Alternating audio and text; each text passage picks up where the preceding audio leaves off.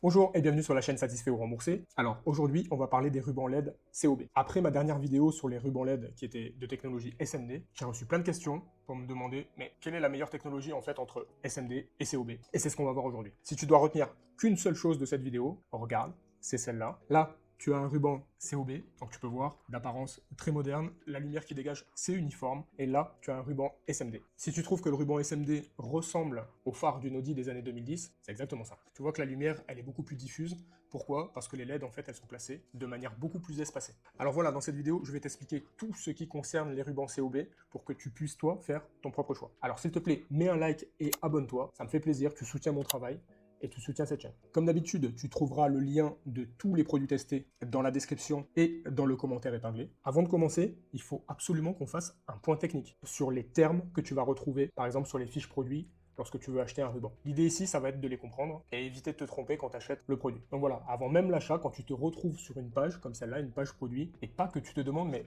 à quoi ça correspond tout ce charabia? Parce que tu vas voir, avec les rubans, il y en a. Donc le premier terme que tu vas voir, c'est la puissance par mètre. Tu vas retrouver des 10 watts par mètre, 15 watts par mètre, tout ça, c'est la consommation de ton ruban.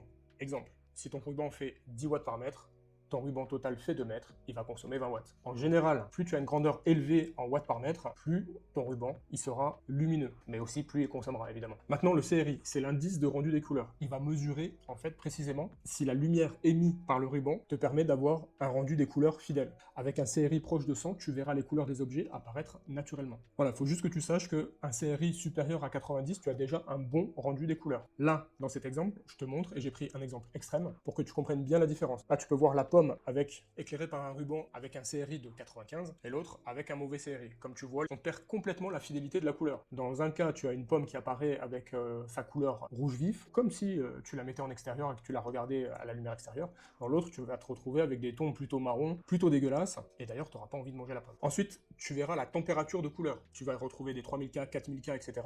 Le K, c'est parce qu'elle est exprimée en Kelvin. En fait, ça va t'indiquer la teinte de lumière produite par le ruban. Aux alentours de 3000 Kelvin, tu vas te retrouver avec une lumière qui est plutôt chaleureuse, avec des tons plutôt jaunes. Et quand tu auras par exemple 6000K ou plus, tu vas te retrouver avec du blanc froid. Au milieu de tout ça, bien sûr, il y a un intermédiaire. Tu vas retrouver cette appellation souvent blanc naturel, blanc neutre. Et là, tu retrouveras une température de couleur entre 4 et 5000K. Voilà, l'idée ici, c'est que plus tu as un intérieur moderne, plus tu vas te permettre de pouvoir aller vers des blancs froids. Par contre, si tu as un intérieur plus rustique, entre guillemets plus chaleureux, etc., un blanc chaud sera évidemment plus adapté. Ensuite, tu vas retrouver souvent l'indice de protection du ruban. Tu vas voir IP 65, 67. Ça va t'indiquer si le ruban est étanche. Par exemple, un IP65, ton ruban est complètement étanche à la poussière et il est protégé également aux projections d'eau. Un IP67, lui, ira plus loin encore puisqu'il sera même protégé en cas d'immersion dans l'eau. Alors, tu retrouveras sur le marché en France, la plupart du temps, les rubans sont étanches, et ça c'est bien. Par contre, là, je comprends pas, c'est que souvent, le ruban lui-même est étanche, par contre, la prise ne l'est pas. Donc c'est vraiment un point qu'il faut toujours vérifier, et c'est un point d'attention, en tout cas, surtout si tu mets tes rubans en extérieur. Ensuite, bien sûr, tu auras la tension d'alimentation du ruban, donc tu pourras retrouver du 12 volts, du 24 volts, du 220 volts, et cet aspect-là, d'ailleurs, il est crucial dans le choix du ruban, mais on y reviendra plus tard dans la vidéo. Souvent, tu verras aussi le terme sécable, ça veut tout simplement dire que le ruban est découpable, et donc tu pourras ajuster sa longueur en fonction de tes besoins. Par contre, attention, et je vois très souvent l'erreur, il est sécable, oui, mais à des endroits bien précis. Et ces endroits, en fait, ils sont indiqués sur le ruban. Tiens, je te mets un exemple là, tu vois, ils te disent précisément où couper. Si tu coupes ailleurs, tu vas avoir potentiellement des dysfonctionnements du ruban. Autre mention que tu retrouveras, c'est dimmable. Alors celle-là, ça signifie que tu pourras faire varier l'intensité de la luminosité du ruban. Allez, voilà, maintenant on a vu les termes techniques, on va pouvoir rentrer dans le vif du sujet. Alors maintenant, il faut qu'on fasse un point sur cette technologie COB. L'idée, c'est ici de bien comprendre ce que tu achètes pour pas te tromper. Alors déjà, COB, ça veut dire quoi? Ça veut dire Chip on Board. En français, puce sur circuit. Alors là, tu vas me dire que la technologie SMD, c'est aussi des puces qui sont sur un circuit. Et je te dirais oui. Par contre, là où la puce SMD est montée sur une sorte de support, puis soudée sur le circuit, le PCB, avec les LED COB, elles sont soudées directement. Là, tu peux voir la différence en fait entre une LED COB et les LED SMD. Sur les LED SMD, tu vas voir le ruban qui est parsemé de LED, alors qu'avec la technologie COB, ça ressemble à une continuité. Bon, en fait, en gros, là, qu'est-ce qu'il faut retenir de ça? C'est que la technologie COB, ça permet de mettre plein de petites LED dans un endroit très restreint. En fait, ces LED, on peut les mettre à la suite les unes des autres, les coller, les rapprocher, pour que toi, ce que tu vois du ruban, ce n'est qu'une longue surface lumineuse et continue. Autre point, les LED COB peuvent évidemment être RGB, donc elles peuvent émettre une lumière rouge, verte, bleue, et donc à partir de ces 3 couleurs primaires, produire toutes les couleurs que tu souhaites pour ton éclairage. Alors voilà, cette différence de conception, elle apporte des avantages qui sont vraiment énormes.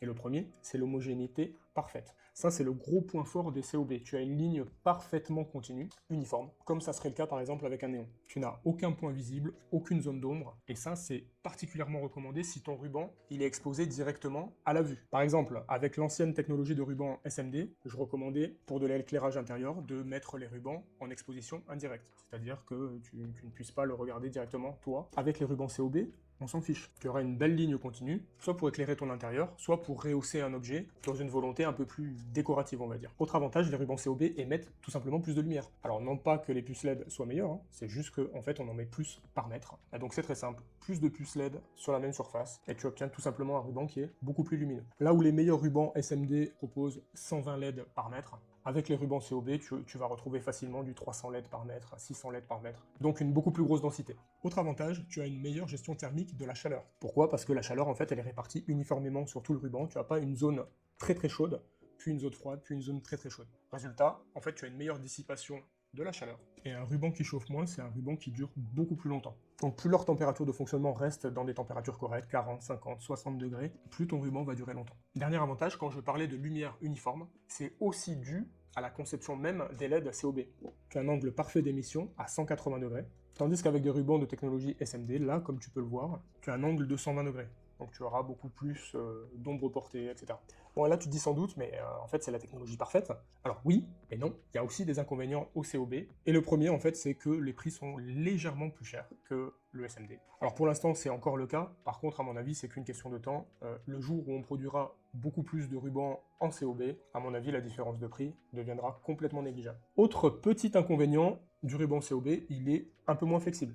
Alors ça, c'est vraiment un point de détail parce que flexible, il est juste un peu moins flexible dû à la densité de LED supérieure en fait qui compose le ruban. Autre chose, si tu te sens d'humeur vraiment bricoleur, le remplacement par exemple de LED défaillante, etc., il est beaucoup plus complexe que sur un ruban SMD. Pourquoi? Tout simplement parce que tout ça, c'est de la micro-soudure. La micro-soudure, il faut un matériel qui est très spécifique pour intervenir sur le ruban, et de toute façon, généralement, ça vaut pas le coup. On n'est pas sur des prix qui sont exorbitants. S'il y a vraiment un problème, il vaudra mieux changer le ruban. Donc voilà ce qu'il faut retenir sur la technologie COB. C'est du haut de gamme pour un éclairage très homogène et puissant.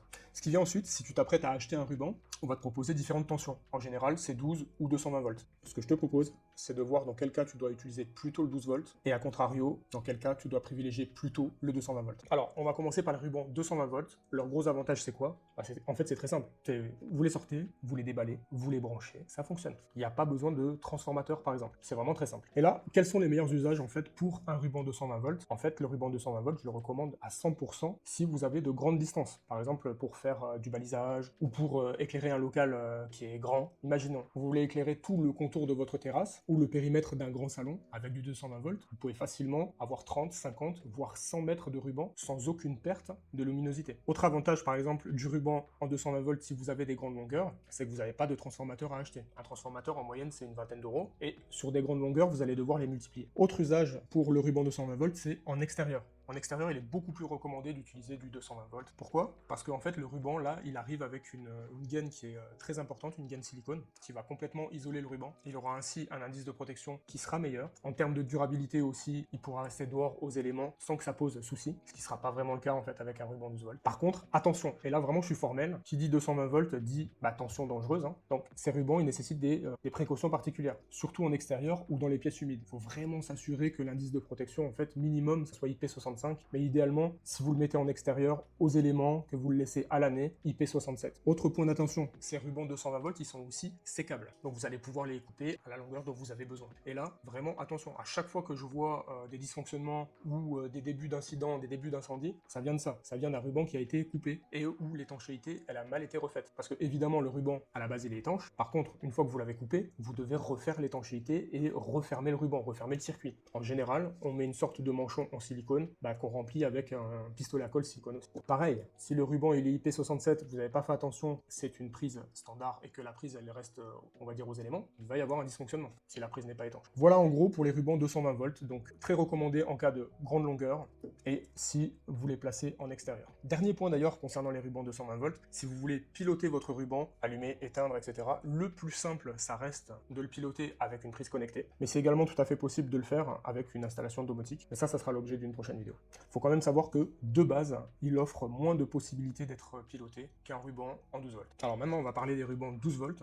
Donc leur principal atout, c'est évidemment la sécurité. Avec seulement 12 volts, le risque d'électrocution est quasi nul, et ça rend du coup ces rubans particulièrement adaptés pour des installations qui sont accessibles, sous des meubles, dans la cuisine, dans une chambre d'enfant. Donc les rubans 12 volts, eux, n'arrivent pas avec une gaine comme le ruban 220 volts, une gaine épaisse, donc ça les rend aussi physiquement plus flexibles. Et ça facilite leur installation dans des espaces exigus, ou si vous avez besoin de faire, d'encadrer un objet par exemple, et de suivre les courbes. Un point important, et qu'on me demande souvent, avec les rubans 12 volts, en fait, c'est la variété des contrôleurs disponibles. Vous allez pouvoir piloter votre ruban, allumer, éteindre, augmenter, diminuer la luminosité, changer la couleur, avec un simple, par exemple, un simple transformateur Wi-Fi et son application mobile. Donc de base, le ruban en 12 volts, en fait, il va vous permettre de faire beaucoup plus de choses, et facilement, qu'un ruban 220 volts, que ça soit pour adapter l'ambiance, adapter la luminosité, voilà, ça sera plus facile. Donc on l'a vu, finalement, le seul inconvénient par rapport à un ruban 220 volts, pour l'instant, c'est vraiment le fait qu'il faut ajouter un transformateur. Transformateur qu'il faudra placer quelque part ou cacher, mais il y en a un autre. Avec un ruban donc en basse tension, comme le 12 volts par exemple, vous avez une longueur limitée. Si vous voulez baliser un couloir assez long, etc.,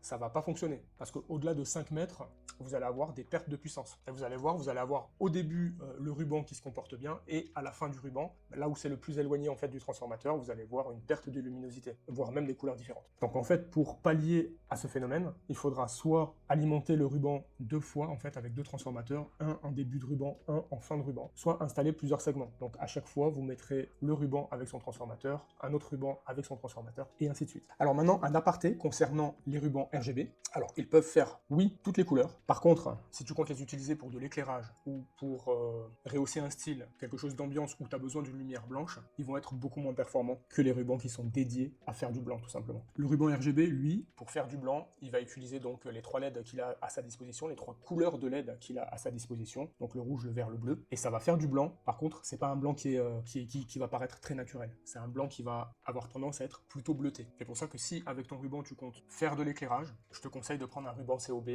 dédié à ça, donc un ruban COB blanc. Alors maintenant, on passe à la partie du test, où je vais tester 5 rubans COB, des rubans 12 volts, des rubans 220 volts, et pour être le plus objectif possible, donc j'ai appliqué le même protocole à chaque ruban. Donc mon protocole de test empirique, oui, je l'accorde, mais c'est important de le préciser. Donc 1, déballage et examen de la qualité du ruban. En 2, je vais effectuer des mesures réelles avec un wattmètre et vérifier si la consommation annoncée par le fabricant est la bonne. En 3, je vais tester la luminosité du ruban avec un luxmètre. Ensuite, je ferai un test de flexibilité du ruban. Est-ce que même en le pliant à 100 degrés, 120 degrés, le ruban reste parfaitement fonctionnel ou non? Et enfin, pour donc les rubans 220 volts, je les ai placés en extérieur, aux éléments, et j'ai regardé ce qui se passait. Alors je vais pas te montrer tous les rushs de test, parce que sinon la vidéo prendrait 4 heures. Par contre là tu vois un tableau récapitulatif, donc de tous les rubans testés. Alors la première des choses à souligner dans ce tableau comparatif, c'est que j'ai testé 2 rubans 220 volts, et 3 rubans 12 volts. Enfin normalement 4, mais il y en a un que j'ai renvoyé. Alors pourquoi? Qu'est-ce qui s'est passé? Tout simplement, j'ai acheté ce ruban, lorsque je l'ai branché, en fait il était fourni avec son transformateur, et à chaque fois que je l'ai branché, le transformateur sentait le brûler. Je m'en suis fait renvoyer un autre, et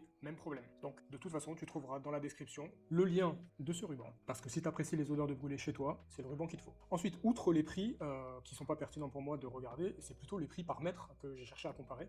Donc là, les prix, ils vont de 2,40 € par mètre pour le Brimetti, jusqu'à un 5,10 € pour le Shine Berkey. Putain, les Chinois et leur marque. Shine Berkey. Ok, donc, ils me font toujours rire. Hein. Shine Berkey, celle-là, il fallait la trouver.